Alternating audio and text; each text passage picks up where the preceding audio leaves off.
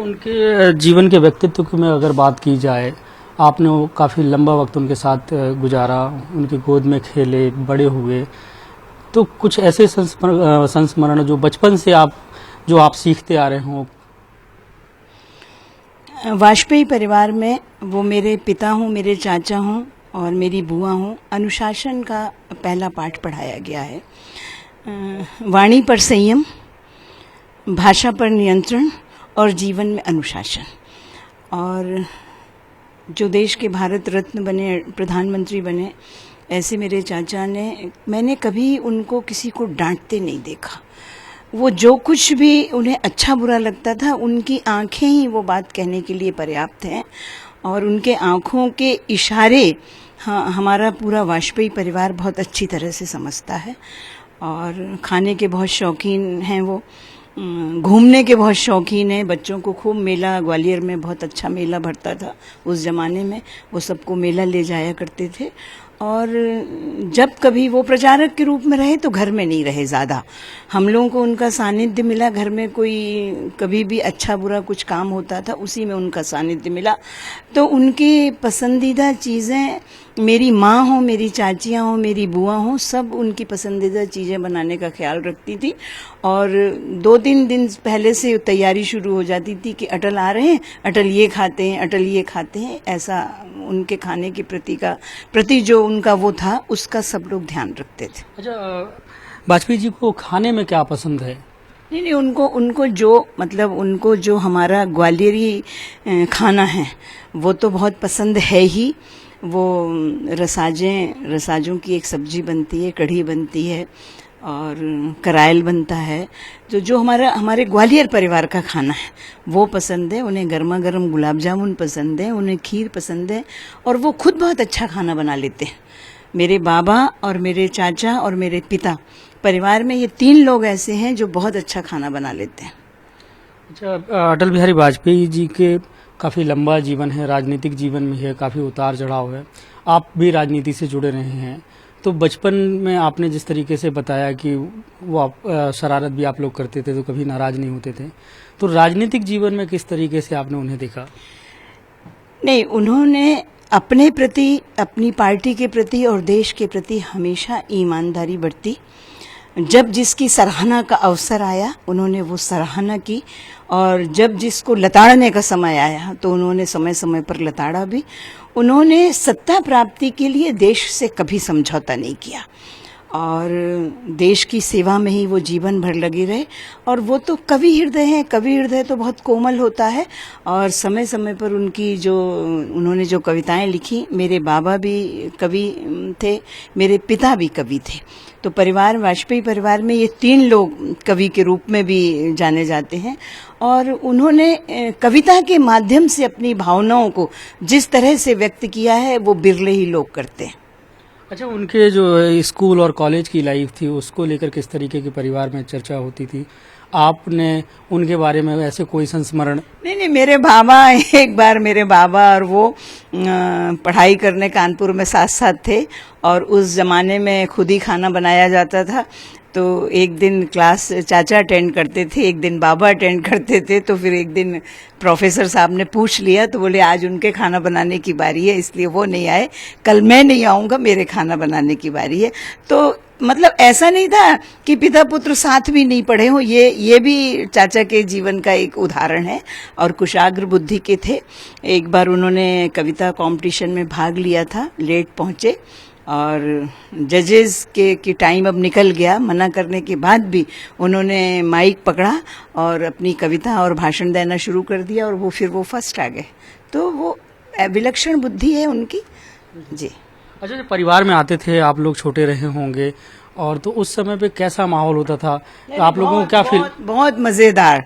और चाचा की एक खासियत थी, हमारी एक बुआ उनसे छोटी हैं, मतलब थी, बुआ तो नहीं रही। अब वाजपेयी परिवार में 7 भाई बहनों का इनका परिवार है, तो उसमें सिर्फ अब चाचा ही हैं। वो उनका ये था सबका जमावड़ा करके।